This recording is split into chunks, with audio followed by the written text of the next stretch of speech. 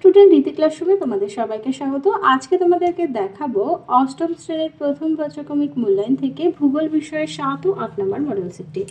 তাহলে চলো এবার আমরা দেরি না করে দেখে নিই। একের এক দাগ, আজ থেকে পৃথিবীর সৃষ্টি হয়েছিল প্রায় কত বছর আগে? হবে 460 কোটি। 2 আছে নিফের সীমা বলা হয় যে স্তরকে, তা হলো অন্তঃগুরুমণ্ডল। 3 দাগ, সমস্ত মাধ্যম দিয়ে প্রভাবিত হতে পারে যে ভূমিকম্প তরঙ্গ, তা হলো পি। 4 দাগ, ভূত্বক ও গুরুমণ্ডলের মাঝে অবস্থিত মোহরভেসি বিযুক্তি রেখা। পরের প্রশ্ন, মহাদেশীয় ভূত্বক যে উপাদান দ্বারা গঠিত সেটি হলো সিলিকা ও অ্যালুমিনিয়াম। পরের প্রশ্ন, শিলামণ্ডলের নিচে গুরুমণ্ডলের ওপরের স্তর হলো অ্যাসথেনোস্ফিয়ার। 2 দাগে চলে যাই।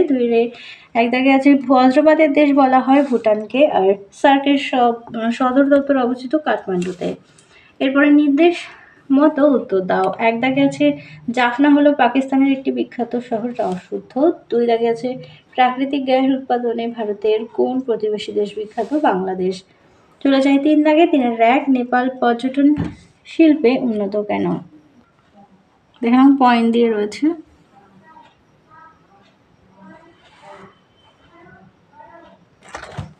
2 আছে মায়ানমারের বনজ সম্পদের সংক্ষিপ্ত পরিচয় দাও। দেখে নাও বনজ সম্পদের পরিচয়।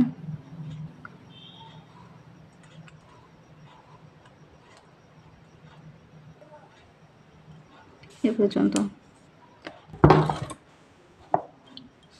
3 আছে এমন দুটি প্রতিবেশী দেশের নাম লেখো যাদের সমুদ্র বন্দর নেই, আফগানিস্তান, ভুটান। চলে যাই 4 দাগে। 4-এর 1, লাভা ও ম্যাগমার মধ্যে পার্থক্য। দেখো এখানে লাভা আর ম্যাগমার পার্থক্য আছে, বিষয়টা কিন্তু অবশ্যই লিখবে।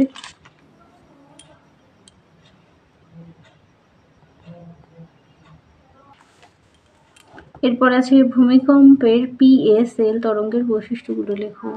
এখানে দেখো পি তরঙ্গের বৈশিষ্ট্য দেওয়া আছে, আর নিচে আছে এস তরঙ্গের বৈশিষ্ট্য,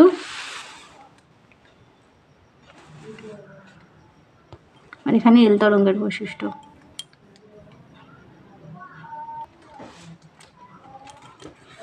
তিনে আছে অপসারী পাতসীমানাকে গঠনকারী পাতসীমানা বলা হয় কেন? দেখে নাও।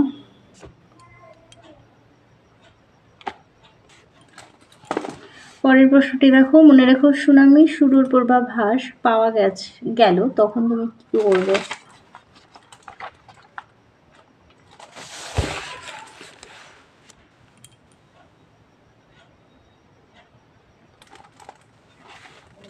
চলে যায় 5-এর 1 দাগ, আগ্নেয় শিলা কাকে বলে? ভূ অভ্যন্তরের উত্তপ্ত তরল ম্যাগমা নির্গত হয়ে ভূপৃষ্ঠে শীতল ও জমাটবদ্ধ হয়ে যে শিলা সৃষ্টি হয় তাকে আগ্নেয় শিলা বলে। এরই সাথে ছিল নিঃসারী আর উদ্ভিদী শিলার মধ্যে পার্থক্য।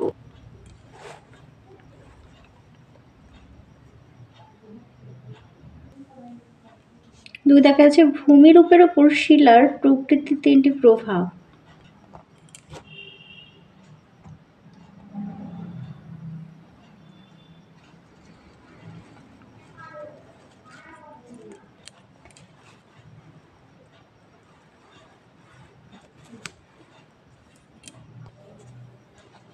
এর সাথে ছিল জিপসামের 2টি ব্যবহার। সিমেন্ট শিল্পে নির্মাণ কাজে সার তৈরিতে ব্যবহৃত হয়। জীবাশ্ম কাকে বলে?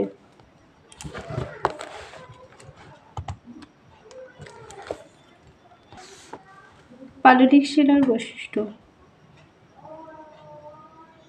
দেখে নাও পরের সেটটি। একে আছে ভূত্বক ও গুরুমণ্ডলের উপরি অংশ নিয়ে গঠিত হয়েছে শিলামণ্ডল। 2 কেন্দ্রমণ্ডলের গভীরতা প্রায় 2050 কিমি। ভূত্বকের সব থেকে বেশি পরিমাণে আছে সিলিকন। 4 রাশিয়ার কোলা উপদ্বীপের গভীরতম কৃত্রিম গর্তটির গভীরতা হলো 12 কিমি। সীমা স্তরের ঘনত্ব হলো 5.9 গ্রাম ঘন সেমি। পরের প্রশ্ন, লোহা সব থেকে বেশি পরিমাণে থাকে গুরুমণ্ডলে। চলে যাই 2-এর এর আগে। একে আছে নেপালের রাজধানীর নাম কাঠমান্ডু। ভারতের এমন একটি প্রতিবেশী দেশের নাম লেখো যার সমুদ্র বন্দর নেই, ভুটান। শুদ্ধ অশুদ্ধ নির্বাচন করো। 1 দাগ, মায়ানমারের প্রধান নদীর নাম মহাবলী গঙ্গা, ওটা অশুদ্ধ হবে ইরাবতী। 2 আছে বাংলাদেশের প্রধান শিল্প পাট শিল্প, ওটা শুদ্ধ। 3 দাগ বাংলাদেশের কি কি পণ্য ভারতে রপ্তানি করা হয়? পোশাক, পাট, সয়াবিন তেল, প্লাস্টিক। এরপর আছে সার্ক কি?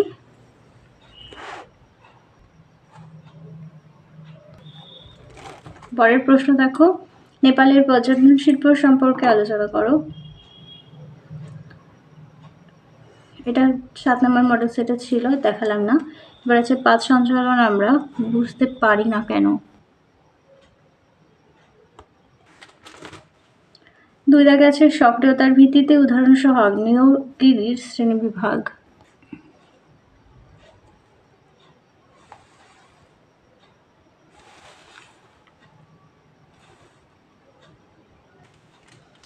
পরের প্রশ্ন দেখো, অভিসারী পথসীমানা ও অপসারী পথসীমানার মধ্যে পার্থক্য।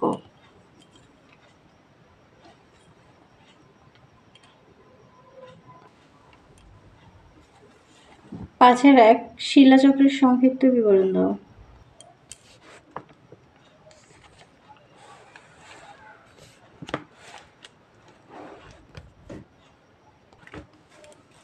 পাললিক শিলার বৈশিষ্ট্য।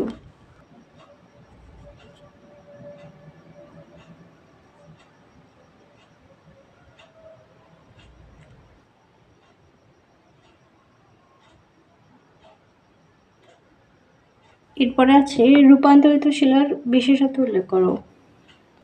দেখো পয়েন্ট কোডে লেখা আছে, যেমন কাঠিন্য, স্ফটিক, জীবাশ্মের অনুপস্থিতির চিহ্ন, খনিজের উপস্থিতির চিহ্ন, তারপর শিলাচক্রের বিন্যাস। তো পয়েন্ট করে অবশ্যই লিখবে।